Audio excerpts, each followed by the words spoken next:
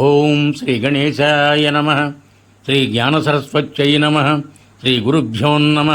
శ్రీ మహాగాయత్రీ మాత్రే నమ. శ్రీ మహాగాయత్రీ మాత యూట్యూబ్ ఛానల్కు అందరికీ సాదర స్వాగతం. ఆహ్వానించువారు కాశీవజ్ర సుబ్రహ్మణ్య శర్మ, నిడదవోలు. తిరునావుక్కరుసు నాయనారు తృతీయ భాగము కొనసాగింపు. నికియార్ అలా వేడుకోగానే ఆకాశవాణి నుంచి, ఇప్పుడు నీవు నన్ను పరిహం రూపంలో చేసిన ఈ ప్రార్థన నన్నెంతో అలరింపజేసింది. ఈనాటి నుంచి నీవు నావుక్కరసు అనే పేరుతో ప్రఖ్యాతి చెందుతావు అంటూ ఒక దివ్యవాక్కు వినిపించింది. తిరునావుక్కరసు ఆ దివ్యవాణి విని, స్వామి, చాలా కాలం వరకు పాపపంకిలంలో పడ్డ నన్ను పునర్జీవితుండి చేసిన దయాసముద్రుడివి నువ్వు. ఇక నుంచి నిన్ను పద్యాలతో కీర్తిస్తానని మనసారా నమస్కరించుకున్నాడు. నావుక్కరసు అంటే వాక్కుల్లో రాజకుమారుడి లాంటి వాడని, అంటే వాగీశుడు అని అర్థం. అప్పటి నుంచి మరుళ్ళెక్కియార్ వాగీశుడయ్యాడు. అలాగే ఒక సందర్భంలో జ్ఞాన సంబంధాలు కలిసినప్పుడు నిక్కియార్ను అప్పా అని వ్యవహరించినందుకు అప్పార్గా స్థిరపడినట్టు చెబుతారు. ఆనాటి నుండి నావుక్కరసు త్రికరణ శుద్ధిగా శివసేవా తత్పరుడై జీవనాన్ని ఆరంభించాడు. శరీరం నిండా శివచిహ్నాలైన రుద్రాక్షలు విభూతి ధరించి అపర రుద్రస్వరూపంలా భాషించేవాడు. స్వీయ కవితాధారతో శివుణ్ణి స్తుతించేవాడు. ఇదే అతని నిత్యకృత్యంగా మారిపోయింది. సోదరి తిలకవతి మాదిరిగానే ఇతను కూడా శివుణ్ణి సేవిద్దామని దోకుడుపారను చేతపట్టుకొని ఆలయంలోని గడ్డీగాదాల్ని దోకి శుభ్రం చేసేవాడు. ఆపై పరమేశ్వరుడిని దర్శించుకొని వివిధ స్వీయ కీర్తనల మాలలతో సేవించేవాడు. ధర్మసేనుడు తిరిగి శైవమతంలో చేరాడన్న వార్త పాటలీపుత్రంలోని ఇతర జైనమతాచార్యులకు తెలుస్తుంది. ఇక్కడ ఎంత ప్రయత్నించినా తగ్గించలేని కడుపు నొప్పి అక్కడ క్షణంలో పోగొట్టుకున్నాడని కూడా వారికి సమాచారం అందింది. ఎప్పుడైతే అతని వ్యాధిని తమ జైనమతం తగ్గించలేకపోయిందో ఆనాడే ఇక్కడ జైనమత ప్రభావాన్ని చీకటి తెరలు మూసివేయటం ఆరంభమైందని వారు గ్రహించారు. ఈ విషయాన్ని తమ రాజుకు తెలిస్తే అతను తమపై ఆగ్రహిస్తాడని భయపడ్డారు. అందుకని ఒకరోజు ఆచార్యులంతా కలిసి రాజు వద్దకు వెళ్ళి, రాజా, మనమెంతో ఆదరంగా ప్రధానాచార్యుడిగా చేసిన ధర్మసేనుడు నొప్పిని నటించి మనకెవ్వరికీ తెలియచెప్పకుండా తన స్వస్థలానికి పోయాడని చెప్పారు. అక్కడకు వెళ్ళటమే కాక అతను సుమతమైన శైవంలో పోయాడని, అక్కడే తన వ్యాధిని కూడా తగ్గించుకున్నాడని తెలియజేశారు. తాము అతని జబ్బును తగ్గించినప్పటికీ తగ్గలేదని అసత్యం చెప్పి వెళ్ళిపోయాడని రాజుకు అబద్ధం చెప్పారు.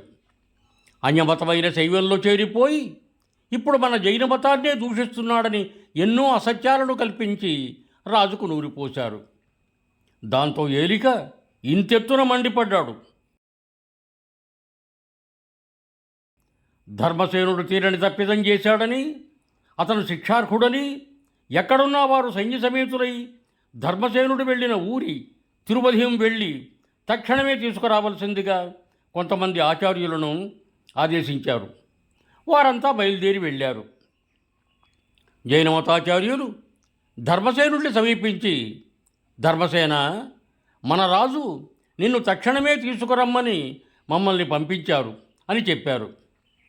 అప్పటికి శివతత్వమంతా ఆకలింపు చేసుకున్న నిక్కియార్ అంటే వాగీశుడు వారితో, అయ్యా, నేను పరమేశ్వరుడికి తప్ప ఎవ్వరికీ దాసుండి కాను, ఎవ్వరికీ భయపడను, ఎలాంటి వ్యాధులు నన్ను బాధించలేవు, పరమేశ్వరుడి తప్ప ఎవ్వరికీ నమస్కరించను, సర్వకాల సర్వావస్థల యందు నాకు ఆనందమే తప్ప విచారం అనేది ఉండదు అనే భావం వచ్చేలా ఒక పత్రికాన్ని పాడి వారిని ఎదిరించి సమాధానమిచ్చాడు అప్పారు. అంతవారు అతని పాదకమలాలపై పడి, అయ్యా, మీరు ఇలా అంటే మా పదవులు తొలగిపోతాయి, కాబట్టి దయదలిచి మాతో రమ్మని వేడుకున్నారు. దాంతో చేసేది లేక వాగీశుడు, ఈశ్వరుడే నాకు రక్ష అనుకుంటూ వారితో రాజు వద్దకు బయలుదేరాడు. ధర్మసేనుణ్ణి చూడగానే రాజు ఆగ్రహంతో, ఈ మతోన్మాదిని మరుగుతున్న సున్నపు బట్టిలో తోసివేయండి అని ఆదేశించాడు. రాజాజ్ఞ మేరకు జైన మతాంధులు వాగీశుణ్ణి వేడివేడిగా మరుగుతున్న సున్నపు బట్టిలో పడేశారు.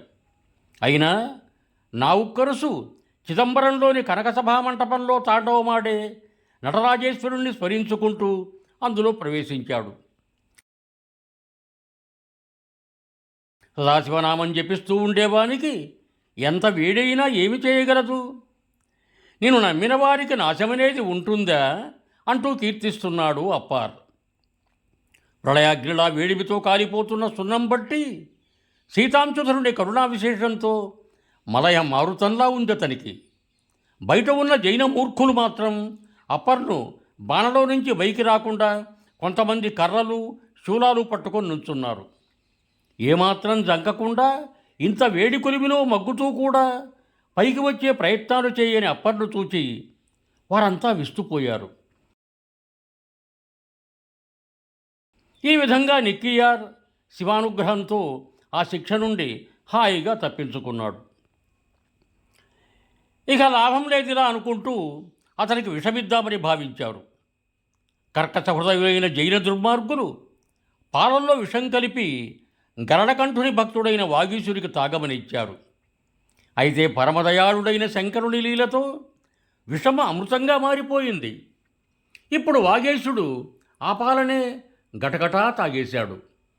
గతంలో పాలసముద్రాన్ని చిలికే సమయంలో సర్వలోకాలు తల్లడిల్లేలా చేసిన కాలకూటాన్ని వెన్నముద్దగా చేసి భక్షించిన భూదేశుని భక్తుడికి ఆ విషం అమృతం కావటంలో పెద్ద విషయమేముంది?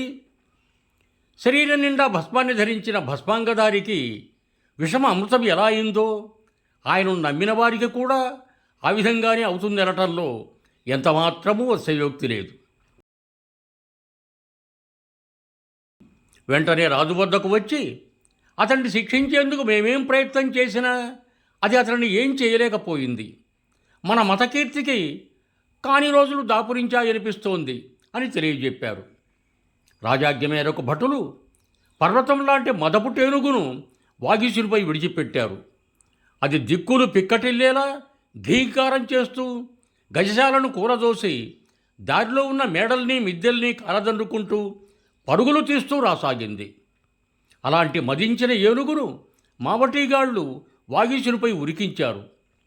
అది కోపంతో బుసలు కొడుతూ మీదికి ఉరికి వస్తున్న యముని మహిషంలా ఘీంకరిస్తూ నిక్కియార్ పైకి ఉరుక్కుంటూ వస్తోంది. తెల్లని విభూతిని చంద్రతిలకంలా ధరించిన ఈశ్వర, వీరస్థానేశ్వర, నేను నీ భక్తుడిని కాదా? గజాసురుణ్ణి తుటి మాత్రంలో సంహరించిన నీ అండ ఉన్న నేను ఈ ఏనుగును చూసి భయపడను అంటూ మరో పత్రికాన్ని పాడి పరమశివుణ్ణి పరమశింపజేశాడు నిక్కియారు. దాంతో మదపుటేనుగుకు సాక్షాత్తు త్రిశూలధారి అయిన మహాదేవుడే కనిపించాడు. ఏనుగు నావుక్కరసుకు ప్రదక్షిణం చేసి వెనక్కి తిరిగి వెళ్ళిపోయింది. ఏం చెయ్యాలో తెలియక మావటీయుడు అంకుశంతో ఏనుగును పొడిచి వాగీశునిపైకి మరీ ఉసిగొలుపుతున్నాడు. అయినా అది మావటిగాళ్లకు లొంగకుండా వారినే తొండంతో పట్టి నేలపై విసిరివేసింది. చివరకు కాళ్లతో తొక్కి చంపేసింది. ఈ దృశ్యాన్ని చూస్తున్న జైనుల్ని కూడా ఏనుగు తరిమి తరిమి కొడుతూ బీభత్సాన్ని సృష్టిస్తోంది. కొద్దిమంది సైనికులు మాత్రం ఏనుగు మీదికి రావటం చూచి భయంతో దానికి దొరకకుండా కాళ్లకు బుద్ధి చెప్పి రాజ్యానికి పోయి రాజుకు ఇక్కడ జరిగిందంతా వివరించి చెప్పారు. సశేషం యువం భూయాత్, సర్వే జనా సుఖినో భవంతు. ధన్యవాదములు. మీకు నా ఈ వీడియో నచ్చినట్టయితే దయచేసి ఒక లైక్ కొట్టి మీ బంధుమిత్రులకు కూడా నా ఈ వీడియోను షేర్ చేయగలరు.